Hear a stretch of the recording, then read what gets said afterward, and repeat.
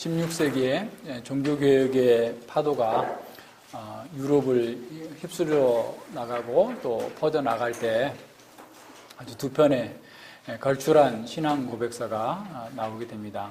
하이델베르그 요리문답과 그리고 우리가 벨직 신앙 고백서라고 알고 있는 네덜란드 신앙 고백서들입니다. 하이델베르그 요리문답은 그 팔츠의 선제우의 어떤 후원과 지원에 의해서 우르시누스와 그 다음에 같이 작성했던 그 올리비아누스가 아주 잘 작성해서 오늘날까지도 요리문답은 개혁 교회들 가운데서 사랑을 받고 있고 계속해서 공부를 하고 있습니다. 이 벨직 신앙 고백서를 작성한 분은 귀도 드 브레라는 목사님입니다. 이분은 네덜란드 사람인데요. 네덜란드라는 말이 저지대라는 말이에요. 프랑스와 독일의 그 북쪽 끝자락에 이렇게 붙어 있어가지고 거기가 원래는 바다보다 낮은 지역인데 이 네덜란드 사람들이 굉장히 지혜롭고 또 용맹 있고 그런 사람들이어서 바다를 밀어내고 이렇게 뚝을 쌓아가지고 거기를 아주 비옥한 땅으로 만들고 또 그 수로를 만들어서 아주 굉장히 큰 그 당시에 유럽에서 아주 가장 큰 어떤 항구를 만들고 할 정도로 아주 지혜롭고 그 문맹률이 다른 유럽에서는 예를 들어서 한 80%가 문맹이었다고 한다면 네덜란드는 뭐랄까 80~90%가 다 책을 읽을 수 있을 정도로 뛰어난 그런 상업과 항해 기술 이런 곳이 됐던 그런 나라입니다. 네덜란드가. 네덜란드 출신의 이 귀도 드 브레 이 목사님이 이 신앙 고백서를 작성했는데 이 신앙 고백서를 작성하기까지는 엄청난 그런 박해와 어려움들을 극복하기 위해서 그런 거예요. 그 당시에 이제 그 카를 5세라고 하는 스페인 왕이죠. 그 사람이 이제 네덜란드, 프랑스 일부 이쪽을 다 통치하고 있었어요. 근데 그 사람이 네덜란드에서 종교 개혁을 막기 위해서, 그러니까 네덜란드는 그 항구가 있어가지고 유럽 전역에서 하여튼 물자들이 와서 그렇게 전 세계로 나가는 그런 상황이었는데. 그러다 보니까 종교개혁의 영향을 가장 많이 받게 되었죠. 그 물품들과 함께, 많은 종교개혁의 서적들이 이렇게 들어오게 됐어요. 카를 5세는 거의 한 5만 명 이상을 죽입니다. 개신교도들을 아주 죽여서 아주 끔찍한 박해를 하고, 교회, 종교개혁 말만 해도, 성경만 읽어도 아예 죽이는 이런 칙령을 이렇게 발표하게 됐죠. 여기 카를 5세가 이제 나이도 먹고 죽어갈 때쯤 돼서 이제 자기 아들한테 양위를 하려고, 그러니까 왕위를 넘겨주려고 하는 빌립 2세한테 넘겨주려고 박해를 굉장히 이렇게 어떻게 보면 느슨하게 해요. 느슨하게 하면서 이제 이 빌립 2세가 이렇게 왕이 됐는데 이 빌립 2세는 스페인에서 자랐기 때문에 프랑스어나 화란어를 전혀 네덜란드 말을 할 수 없는 그런 사람이었어요. 근데 이 사람이 아주 끔찍한 또 박해를 합니다. 그러니까 자기 아버지는 자신의 정치적인 어떤 목적을 위하여서 종교개혁의 그 씨를 말리려고 했다면 이 사람은 완전히 어떤 골수 캐톨릭 로마 교인이어가지고 아예 자기는 나라를 잃더라도 이 개신교들을 다 죽여야 된다 라고 하는 소명이 있는 자처럼 행동을 해서 엄청난 박해를 가하는 이런 사람이에요. 그래서 이제 이런 사람에게 이제 드보레가 신앙 고백서를 작성하고 거기에 이제 그 편지를 자필로 써가지고 이렇게 전달하게 되는데 그 편지의 내용 중에 이렇게 되어 있습니다. 추방, 투옥, 형틀, 유배, 고문, 다른 무수한 박해가 우리의 바람과 확신이 육신적인 것이 아님을 명백히 입증해 줍니다. 만일 우리가 받아들인 이 교리를 계속 고수하지 않는다면 우리는 훨씬 편하고 안락한 삶을 살 수 있었을 것입니다. 우리는 하나님을 최고로 경외하기 때문에 그리고 우리가 사람 앞에서 그리스도를 부인하면 하나님 아버지 앞에서 우리를 저버릴 것이라는 그리스도의 경고의 말씀을 진실로 두려워하기 때문에 등에 매질을 당하고 혀가 잘리고 입에 재갈이 물리고 온몸이 불태워지는 것을 감수했습니다. 우리는 그리스도를 따르기 위하여서 반드시 자기 십자가를 지고 자기를 부인해야 한다는 사실을 잘 알고 있습니다. 우리는 왕의 보좌와 왕국의 원수인 것처럼, 더 나아가 하나님과 하나님의 교회의 원수인 것처럼 핍박을 받고 있습니다. 그러나 겸손히 그리고 간곡히 왕께 구하는 것은 우리가 왕께 드리는 혹 필요할진대 우리의 피로 인칠 각오가 기꺼이 되어 있는 이 신앙 고백서로 우리를 부디 판단해 주십시오. 우리가 믿는 이 신앙 고백서를 보신다면 우리가 분열을 조장하는 분리주의자거나 반역자와 이단자라는 주장이 순전히 모함이라는 사실을 알게 되실 것입니다. 왜냐하면 우리는 신경 또는 신조에 포함되어 있는 기독교 신앙의 주요 항목뿐만 아니라 예수 그리스도가 복음서 저자와 사도들을 통해 우리의 생명과 칭의와 구원에 대해 계시하시고 수많은 순교자의 피로 인친 그리고 고대의 교회에 의해 순수하고 온전하게 보존된 모든 가르침도 인정하고 고백하기 때문입니다. 라고 그랬어요. 여러 가지 우여곡절 끝에 드보레 목사님은 교수형을 당해서 죽게 됩니다.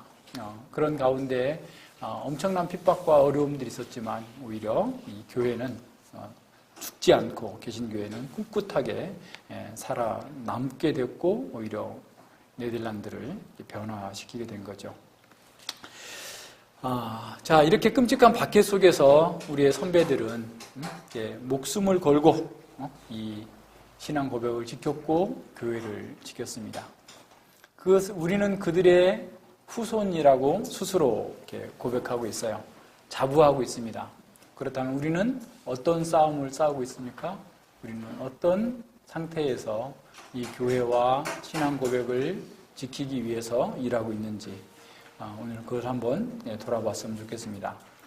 우선 우리가 이제 지금 교회를 공부하고 있는데 교회는 정치 체제가 많아서 어떤 교회가 참 교회인가? 우리가 지난번에 참된 교회의 표지를 공부했습니다만 그 교회가 이렇게 지금 내려온 장로교회와 개혁교회 그리고 뭐 감리교회, 뭐 오순절교회 이런 교회들은 도대체 뭔가라고 하는 것에 대해서 오늘 이렇게 간략하게 살펴보는데 최근에 일어난 그런 교회들은 뭐 별 이렇게 저기가 안 되고요. 그동안에 있던 역사적인 교회들을 한번 쭉 살펴보면서 오늘 우리 시대의 교회, 개혁교회가 어떤 사명을 가지고 있는지 또 그 사명을 감당하기 위해서 우리에게 필요한 노력이 무엇인지를 한번 짚어보는 그런 시간을 갖겠습니다. 크게 이제 보면 이제 로마 교회에 교황교회 정치가 있었고요.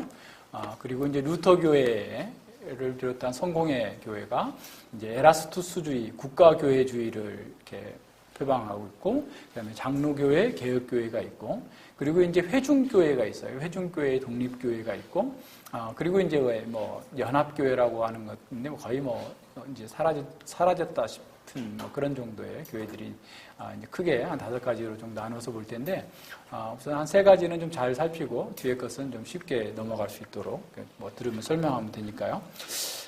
이 교황교회 정치를 우리가 한번 생각해 보면 원래 사실은 보세요. 이 교회의 직분은 그리스도에게 있는 거예요. 그러니까 그 그리스도의 직분은 에덴 동산까지 거슬러 올라갑니다. 그러니까 에덴 동산에서 최초의 인류는 아담과 하와는 이 하나님 앞에서 제사장, 선지자, 왕으로서의 사역을 했어요. 자, 무슨 말인지 아시겠어요? 자, 왕으로서 위임받은 통치를 했잖아요. 그리고 하나님을 모든 일을 하는 것을 통하여서 예배했어요. 그죠? 그리고 제사장으로서 어떻게 보면 하나님과 모든 피조물에 대한 중보자로서 이렇게 살아왔었는데 범죄로 말미암아서 이 기능이 상실되어 버렸고 그래서 하나님께서 하나님을 만날 수 있는 기능으로서의 구약에는 제사장, 선지자, 왕을 줬는데 그것들은 다 어떤 거였냐면 메시아로서 올 여인의 후손으로 올 하나님의 참된 중보자를 보여주는 그림자와 같은 것이었죠. 그래서 예수님께서 이 땅에 오셔서 선지자, 왕, 제사장으로서의 역할을 다 감당하시고 그것을 이루셨어요. 그래서 다 이루셨다. 십자가에서 죽으실 때 다 이루셨다라고 말씀하신 것은 그런 그리스도의 삼중직, 선지자직, 왕직, 제사장직을 다 이루셨다라고 하는 그런 표현이 됩니다. 그래서 예수 그리스도 안에 있는 사람은 사실 그리스도의 우리 지난번에 본 것처럼 그리스도의 성품을 가졌고 그리스도의 사역을 하는 거예요. 그죠? 그래서 우리가 나아가서 복음을 전하는 것은 선지자로서의 삶을 사는 겁니다. 그죠? 무슨 말인지 알겠어요? 자, 그리고 우리가 이 사단을 대적해서 싸우고 이기는 것은 우리가 왕으로서의 싸움을 싸우는 거예요. 그리스도의 싸움을 싸우는 거예요. 그리고 또한 우리가 우리 형제를 돕고 섬기고 이웃에게 긍휼을 베푸는 것은 제사장으로서의 역할을 감당하는 거예요. 자, 그래서 선지자도 이러한 그리스도의 직분을 감당하는 것이 원래의 직분이에요.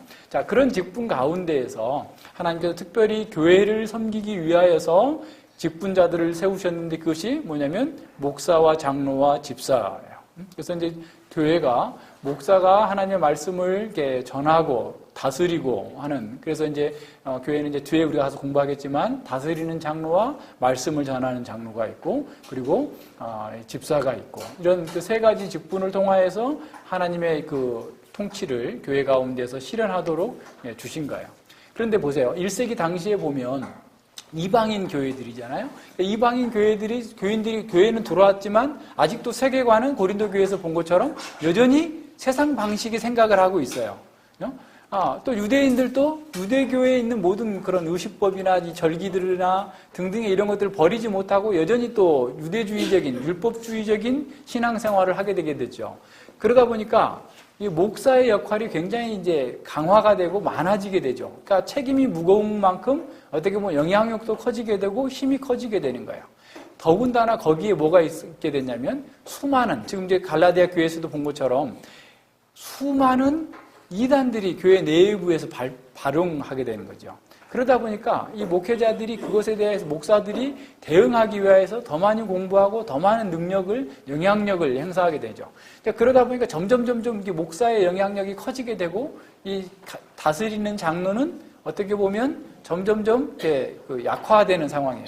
자, 그런데 그것뿐만 아니라 목사들 간에도 이제 더 능력 있고 실력 있는 목사가 있고 그렇지 못한 목회자가 있을 수 있잖아요. 하다 보면 이제 그런 상황 속에서 어떤 문제가 터졌을 때 그런 문제를 해결하기 위해서 그런 영향력 있는 목사들이 이제 더 많아지게 되는 것이죠.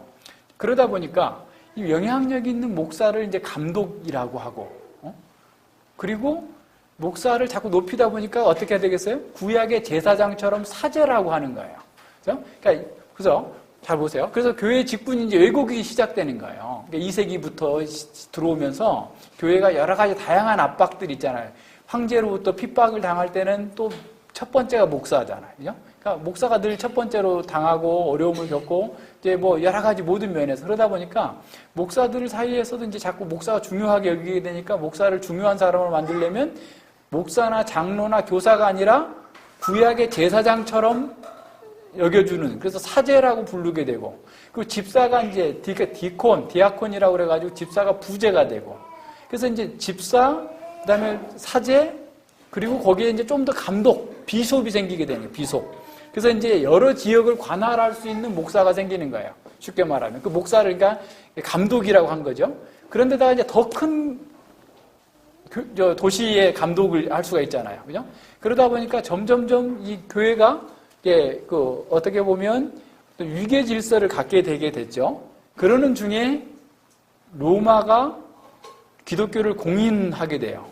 그러다 보니까 이제 교회 목회자들이 로마의 관리인 것처럼 되고, 또 로마의 관리들이 교회 안에 있기 때문에 목사들이 어떻게 보면 주교나 이 비숍 이런 사람들이 더 이제 큰 권위를 행사하게 되는 방식으로 점점점 가게 됩니다. 그러니까 이제 교회가 자꾸 세속적인 정부와 비슷하게 되고 그의 어떤 힘을 이렇게 갖게 되는 상황이 되는 거죠.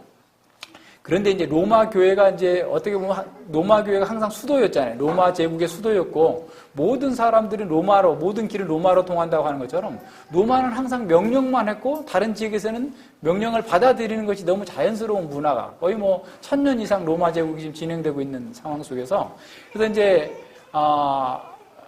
주후 한 400년쯤 되면 로마 교회가 이제 굉장히 큰 영향력을 갖게 돼요.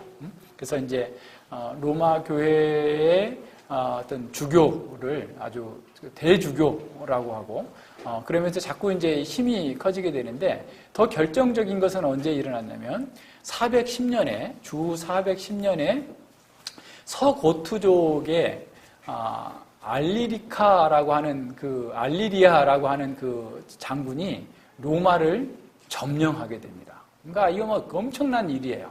그래서 로마의 원로원들, 또 로마 황제 다 폐위시키고 다 잡아가요. 그래서 5일 동안 로마를 약탈하는데 엄청나게 약탈을 하는 거죠. 뭐 그 당시에 뭐 이방인들, 뭐 바바리안 야만인들이 들어와가지고 로마에 뭐 들어와서 막 싹쓸이 해가는죠.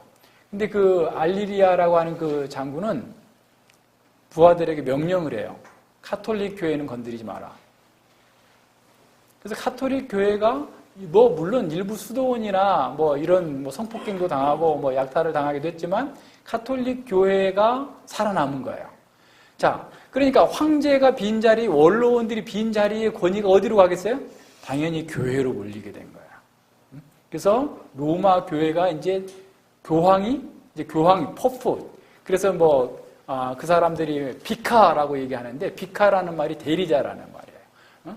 더 비카 오브 크라이스트, 그리스도를 대리한다 라고 해가지고 로마 교황이 엄청난 권위를 행사해요. 그래서 이제 황제도 임명할 정도로 상태까지 가버린 거예요.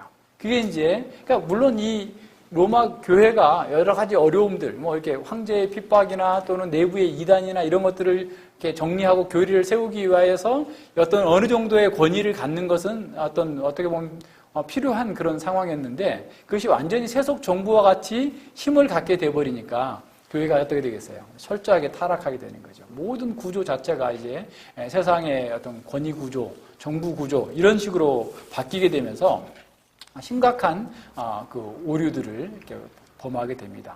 그래서 이제 그런 로마 교황의 권위를 이제 높이기 위해서 그 사람들은 우리가 지금 봤던 것처럼 이 마태복음 16장 18절의 말씀을 이렇게 인용을 합니다.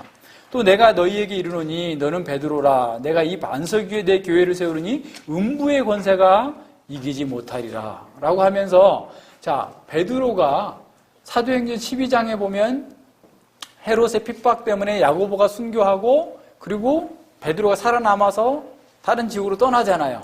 그럴 때 로마로 왔다라고 이 위조를 하는 거예요. 문서들을 위조를 해가지고 그래서 로마 교회는 베드로의 그 사도직을 계승했다.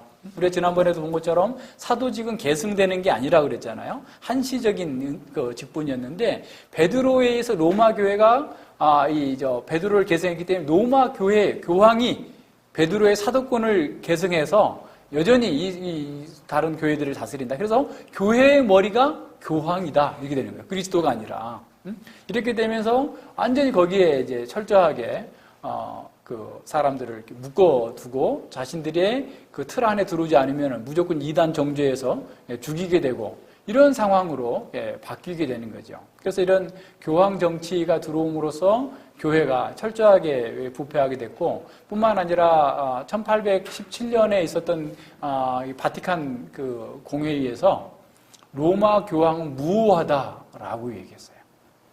로마 교황이 하는 말은 하나님의 말이다. 라고 하고 오류가 없다. 그래서 성경보다 로마 교황의 말이 더 어떻게 됐어요? 우선시 되는 거예요. 뭐 무슨 교황 있잖아요. 요새 뭐 전 세계적으로 뭐 어떤 뭐 선풍적인 인기를 끌고 있는 사람이 있는데 이 사람이 예수회 출신의 교황이고요. 이 사람이 교황이 되자마자 어떤 영상이 하나 올라온 걸 제가 봤어요. 그 페이스북에서 봤는데 그분이 한 10여 년 전인지 오래 전에 영국의 BBC 방송인가 어디에서 토론을 하는 장면이 나왔어요. 네, 뭔 토론인지 자세히 모르겠는데, 근데 그분이 한 얘기 뭐냐면, 성경은, 하나님 말씀이 아니다라는 거예요. 바울이 그 당시에 잘못 이해하고 그렇게 썼 거지, 그 바울이 얘기한 거 다 틀린 거 아니냐? 지금 다 증명이 됐는데 왜 아직도 성경을 믿느냐? 라는 식으로 얘기한 사람입니다. 그 사람이 또 남미 출신이죠. 그 남미에 지금 개신교가 엄청나게 확산되기 때문에 카톨릭에서 정책적으로 그 사람을 교황으로 세운 거예요. 지금 뭐 아르헨티나, 브라질 이런 데서 지금 그 원래 캐톨릭 나라에서 개신교들이 지금 엄청나게 불길이 일어나고 있어요. 부흥의 불길이 일어나고 있어요. 그렇게 세웠을 뿐만 아니라 그분이 약간 진보적인 성향을 가지고 있어요. 사람들이 딱 좋아하는 이제 그런 어떤 만들어진 어떤 이미지가 나타나는 거죠. 전에 CIA 국장이 그런 얘기했어요. 미국의 전 CIA 국장이 전 세계에서 가장 정보력이 큰 기관은 미국의 CIA가 아니고 로마 교황청이다. 모든 정보를 다 가지고 있으면서 그 사람들은 다시 지금 과거에 교황이 누렸던 것과 같은 그런 권위를 갖기 위하여서 다각적으로 운동을 벌이고 있어요. 그래서 지금 우리나라 지금 벌써 통합측 교회하고도 무슨 얘기를 하기로 했어요? 직제 일치위원회를 만들자. 이미 합의했어요. 교황제와 같은 직제를 같이 동일하게 쓰자라는 거예요. 하나가 되잖아요. 쉽게 말하면.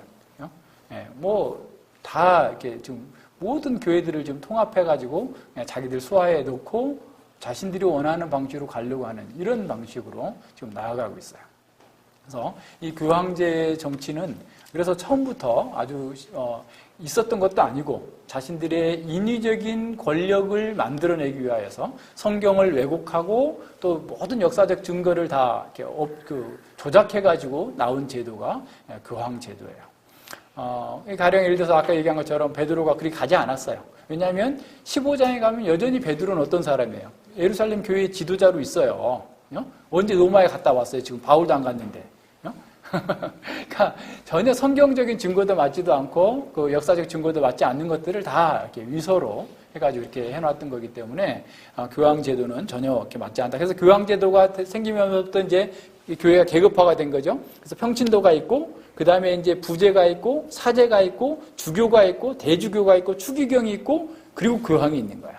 모든 게 다 계급화 돼버린 거죠. 그래서 이런 식의 이 교황 정치는 어떻게 보면 하나의 군주제와 같이 사람들을 갖다가 다 어떤 왕정 시대의 그런 그 계급화 시켜서 사람들을 무지하게 만들어 놓고 성경을 이렇게 권위를 인정하지 않고 이런 방식의 문제가 심각하게 드러나게 됐던 거죠. 그래서 이런 면에서 우리는 이 교황 제도를 인정하지도 않을 뿐만 아니라 그분들이 또한 성경을 잘못 해석하고 잘못 이해하고 있기 때문에 우리는 이렇게 바른 교회로 보지 않는 거예요. 그래서 개혁자들은 그런 교회는 잘못됐다라고 해서 새롭게 나온 것이 이제 바로 1517년에 있었던 루터의 종교개혁에서 루터 교회가 생겨나게 돼요. 자, 1517년 10월 31일. 그래서 이제 보통 우리가 개신교회에서는 10월 31일 그 주간을 종교개혁 주간으로 해서 다양한 세미나도 하고 하는데 우리는 매일 매 순간 사실은 종교개혁의 정신을 갖고 개혁자의 후예들로서 삶을 살아야 되는 거예요. 그래서 특별하게 그런 세미나를 하지 않더라도 우리는 늘 그런 의지를 가져야 되죠. 루터는 성경을 통해서 로마서를 깨달으면서 이 교황이 잘못됐구나. 근데 그 당시에 이제 그 중세 교회에서 하고 있던 건 뭐였냐면 똑같아요. 아까 갈라디아 교회에서 얘기했던 거랑 똑같은 방식이에요. 갈라디아 교회는 오직 믿음으로 플러스 할례를 해야 된다 그랬는데 지금 중세 로마 교회, 지금도 로마 교회는 뭘 얘기하고 있냐면 믿음 플러스 행위를 얘기하고 있어요. 펠라기아니. 이미 자기들이 우리 교회사 가운데서 정죄했던 이단을 자기들이 갖고 있어요. 그래서 믿음으로만 구원받는다라고 얘기하면 저주를 받을지어다. 이렇게 말해요. 갈라디아 교회에 지금 바울은 뭐라고 말했어요? 믿음 외에 다른 걸 받으면 저주를 받을지어다 그러는데 그 사람들은 반동 종교개혁을 하면서 믿음으로만 구원받는다고 하면 그건 저주받아야 된다라고 얘기하고 있어요. 그렇기 때문에 로마 교회가 이단인 거예요. 하나님의 말씀을 바꾸고 자신들의 그 잘못된 권위를 행사하고 사람들을 무면화시키는 그 상황을 우리가 그렇게 보는 거죠. 그래서 루터는 그것을 이제 그 로마 교회의 그 잘못된 것들을 쭉 반박해가지고 계속해서 이 종교 개혁에 불길이 일어나게 됐고 사실 하나님께서 그를 사용하신 것이죠. 그래서 루터가 바로 다시 이걸 생각하게 된 거예요. 그리스도께서 그런 삼중직을 완전히 이루셨고 그리스도 안에서 성령으로 기름 부음을 받은 사람, 다시 말하면 새롭게 거듭난 사람이 이제 직분자다. 그러니까 모든 성도가 직분자다. 그의 삶 속에서 선지자로서 제사장으로서 왕으로서 살아가는 직분자다라는 사실을 회복해낸 거예요. 그래서 믿음 가운데에서 사람들을 섬기고 복음을 전하고 또 이런 하나님을 섬기는 일 가운데에서 우리는 모든 신자가 직분자다라는 사실을 알게 됐고 그래서 그것을 이렇게 가르쳤던 것이죠. 그런데 이 루터의 이런 종교 개혁은 교회 체제로까지 그게 전달되지 못하게 됐어요. 그게 어떤 일이 있었냐면 1525년에 농민들의 전쟁이 일어나게 돼요. 독일에서. 농노들이 전쟁이 일어나게 됩니다. 그러니까 농내들이 반란을 일으키는 거죠. 쉽게 말하면. 근데 이 사람들은 토지가 하나도 없고 대지주들 밑에서 거의 이렇게 살던 사람들이에요. 그래서 이 사람들이 폭동을 일으켜가지고 이게 전체적인 문제를 야기시키게 되니까 루터는 굉장히 종교개혁이 실패로 돌아갈 것을 두려워하게 돼요. 그래서 농노들 편에 서지 않게 되죠. 그리고 또 농노들도 그들이 성공을 한 지역에서도 자기들은 다 무식해. 어떻게 그걸 해야 나갈 줄 모르는 거예요. 그러다 보니까 다시 이제 자기들이 부정했던 사람들을 불러다가 어떤 체제를 만들어야 되는 이런 상황이 되게 된 겁니다. 그래서 루터 교회는 이러한 모든 신자의 그런 직분이라든가 이런 교회 체제들을 온전히 다루지 못하는 상황 속에서 에라스투스주의를 이렇게 받아들이게 돼요. 에라스투스라는 사람은 누구냐면 의사인데 이 사람이 하이델베르그 출신이에요. 우리 하이델베르그 요리문답을 하잖아요. 그러니까 하이델베르그에 마치 개혁교회가 세워져 그 도시 전체가 이제 개혁파가 될 상황이 처하게 되자 이 사람이 그리고 또 그런 농노의 이런 전쟁이나 이런 것들을 보면서 자, 교회가 이것을 이렇게 다 다스릴 수 없게 되니까 교회의 치리는 국가에서 해야 된다. 라고 하면서 국가교회주의를 주장하게 돼요. 그래서 루터 교회는 지금 사실은 루터 교회는 거의 국가교회입니다. 그래서 국경을 따라서 루터 교회는 목사의 임명도 국가가 해요. 그래서 물론 이제 그 절차가 다 있겠지만 공무원이 공무원. 그래서 독일의 루터 교회 목사는 한 달 동안 여름 휴가 하느라고 교회를 문을 닫아도 돼. 월급도 국가에서 나와. 종교세를 내거든요. 국민들이 모든 세금에서 종교세가 내 11조처럼 아예 그냥 세금이 딱 나오기 때문에 그 돈을 받아서 이렇게 주는 거야. 이런 식으로 루터 교회는 바뀌게 됩니다. 그 상황을 이제 영국 교회가 영국에 있는 앵글리칸 처치 성공회가 또 동일하게 에라스투스주의를 주장해서 영국 교회의 어떤 수장은 왕이에요, 왕. 지금도 여왕이다 말이죠. 그러니까 그런 상황으로 나아가게 되죠. 그러니까 종교개혁이 어떻게 보면 온전하게 실행되지 못하게 된 이런 어려움들이 있게 된 겁니다. 그래서 이런 루터 교회는 지역교회의 개념이 없고 루터가 처음에 주장했었던 모든 신자가 직분자다라고 하는 그런 원리가 설 자리가 없게 되는 이런 상황이 된 겁니다.